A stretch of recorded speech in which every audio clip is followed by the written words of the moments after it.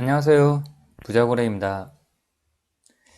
어, 한번 저번에 이 관련 영상을 한번 비슷한 내용을 말씀을 드렸는데, 오늘도, 저번에 한번 말씀드렸던 바와 같이 좀 비슷한 내용을 좀 한번 더 다시 이제 리마인드하는 차원에서 말씀드리고자 합니다. 이제 제가 은행에 이제 예적금을 넣지 않는 이유, 이제 그거를 순수히 자금의 흐름, 왜 넣지 않는지 이제 그런 부분에 주목을 해서 한번 이 영상을 만들어 보았습니다. 현재 이제 요즘 코스피 3천의 시세죠. 3천도 넘었고 주가 지수가 사상 최고입니다. 이러한 상황에서 지금 예적금을 많이 해지해서 이제 주식으로 투자금이 몰려가고 있는데, 이제 이거를 금리나 그런 부분도 있지만은 이거를 왜 이렇게 해서 투자를 해야 되는지 이제 그런 부분에 대해서 한번 말씀드리고자 영상을 만들었습니다. 네, 그러면 이제 설명 한번 해보겠습니다.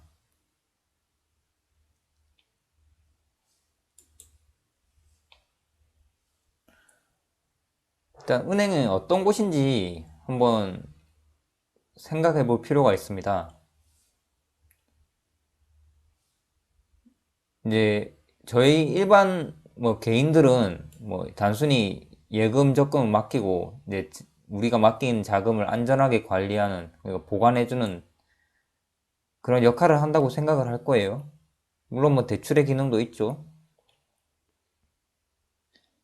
일단 은행은 예대마진이라는 게 주 수익 창출원입니다. 예대마진이라는 건 대출 금리에 대한 수익, 거기에서 일반 개인들이든 뭐 기업들이든 예금에 대한 금리이자, 이제 그 부분 결국 대출에서 일으키는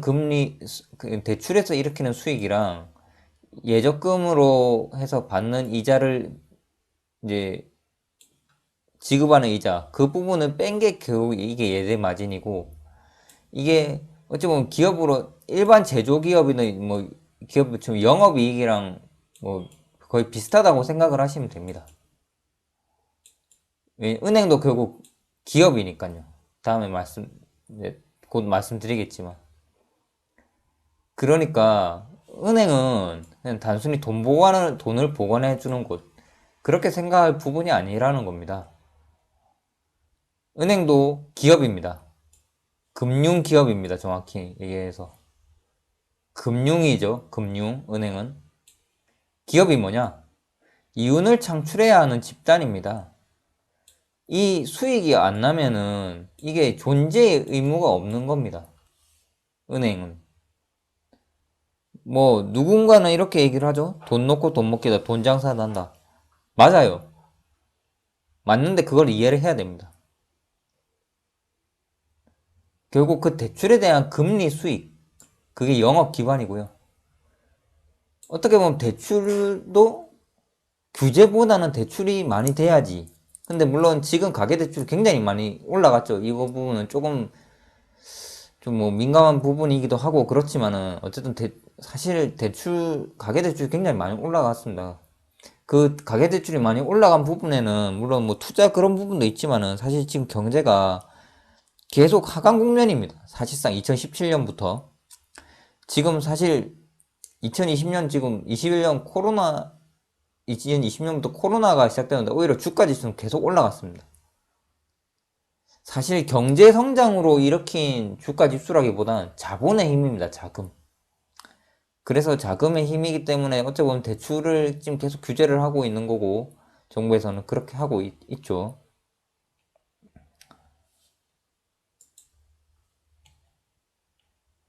그러면은 이 대출 자금에 대한 자금 원천은 과연 어디서 나오는 걸까?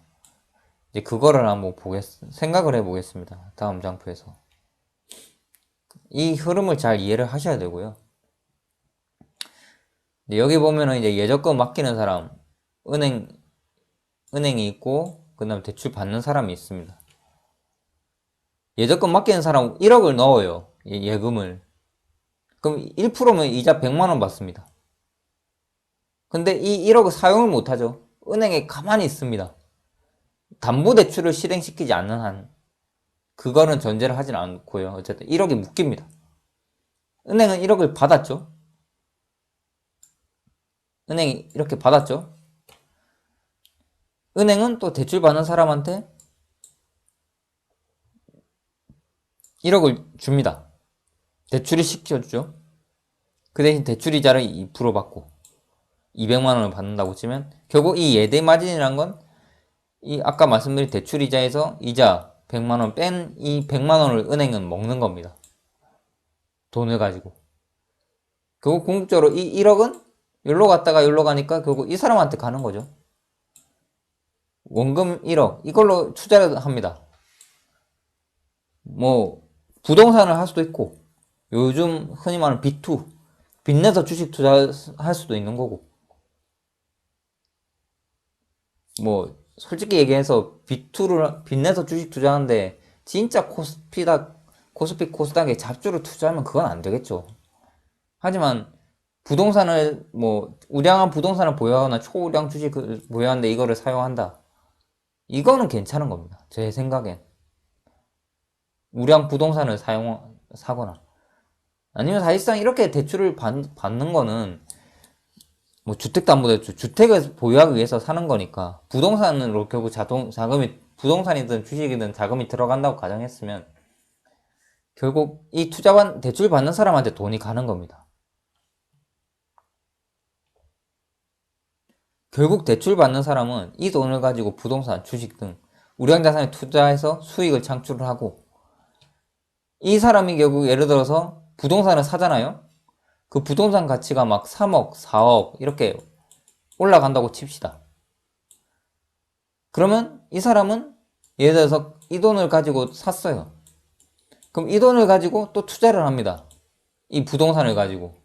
예를 들어서 전세를 또 넣을 수도 있는 거고 투자 목적으로 사용할 수 있겠죠.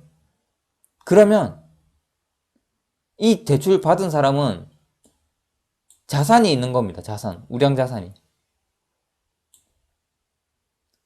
그럼 이 예적금 맡긴 사람은 처음에 이걸 예적금 또 이걸 찾아가지고 또 부동산을 구입하는데 갑니다. 그러면 이 사람은 기존에 부동산이 있었으니까 결국 이 1억이 또 일로 가는 겁니다.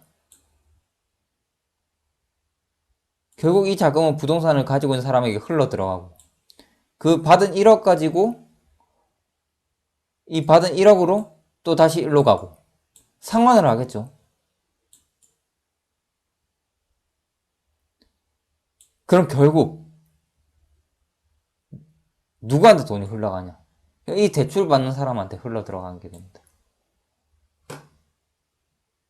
제 나름 이 흐름을 그리려고 이렇게 뭐 도표도 만들어 보고 했는데 이거를 잘 이해를 하셔야 됩니다. 저도 이거를 머릿속에 참 넣기까지 사실 거부 반응도 많았고 했는데 이거를 이해를 하셔야지 부를 창출을 할 수 있는 겁니다. 그러니까 은행에 대한 인식을 바꾸셔야 됩니다. 은행에 대한 인식을. 뭐 예적금이 안전하다? 원금 보장이 되니까 안전하다? 방금 보셨듯이 1억 넣었는데 이자가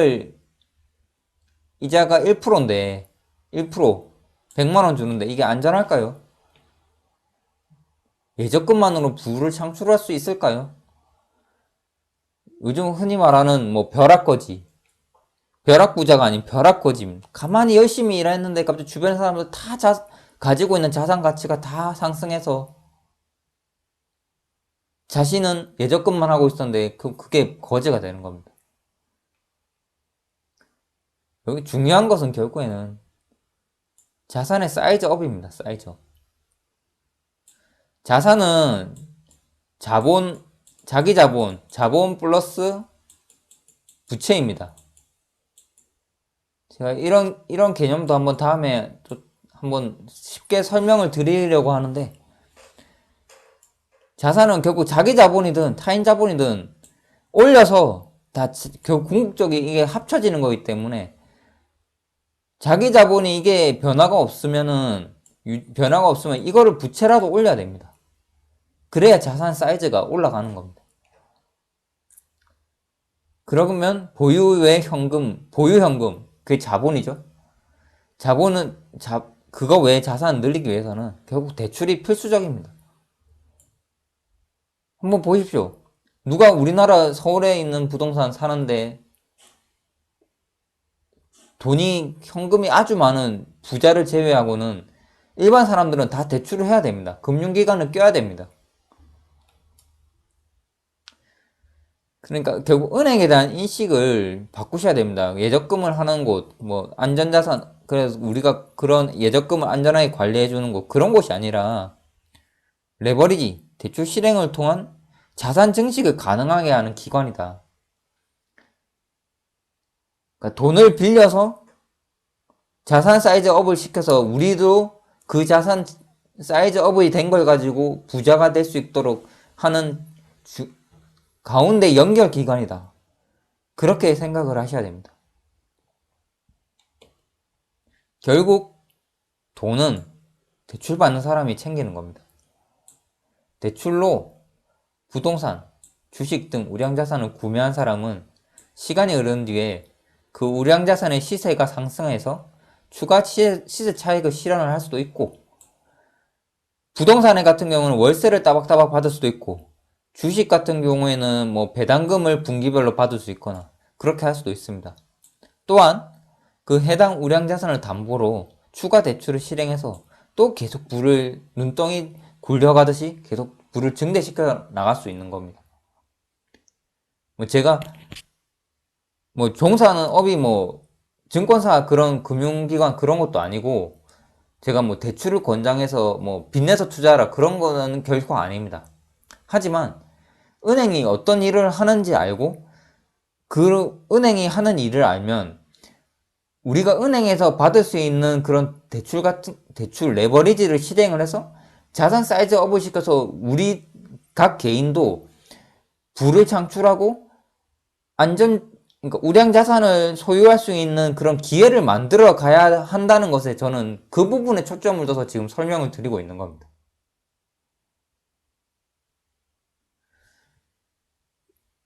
제가 이번에 지금 기사를 찾아보다가 이제 요즘 현재 2020년 하반기 10월부터 12월까지만 해도 신용대출이 굉장히 규제가 심했습니다. 은행 가서도 대출 한도가 많이 안 나온다고 하고 그러기도 했고요. 근데 새해 들어서 4,500억이 늘었습니다. 제가 전에 영상에서 말씀드렸듯이 한번 제가 관련 링크를 띄워드리고 싶은데, 시중은행의 대출 잔액이 늘었다. 근데 이게 새해가 들면은 이게 담보나 그런 금액이 다시 리셋이 될 거예요. 그렇기 때문에 그런 신용대출도 늘어날 수밖에 없습니다. 같은 기간 마이너 통장 개설자는 2배로 늘었고, 결국 주식 투자에 지금 돈이 많이 들어가고 있는 겁니다. 물론 부동산에도 들어가겠죠. 하지만 지금 부동산은 워낙 규제가 심하고 지금 한국 증시가 너무 많이 올라서 그런 오른 영향 때문에 사람들이 늦게나마 막차를 타자, 그런 심리로 인해서 좀 대출도 많이 늘어나고 있습니다. 물론 지금까지 이제 계속 분할 투자, 적립식 투자해서 그냥 장기 투자로 하신 분들한테는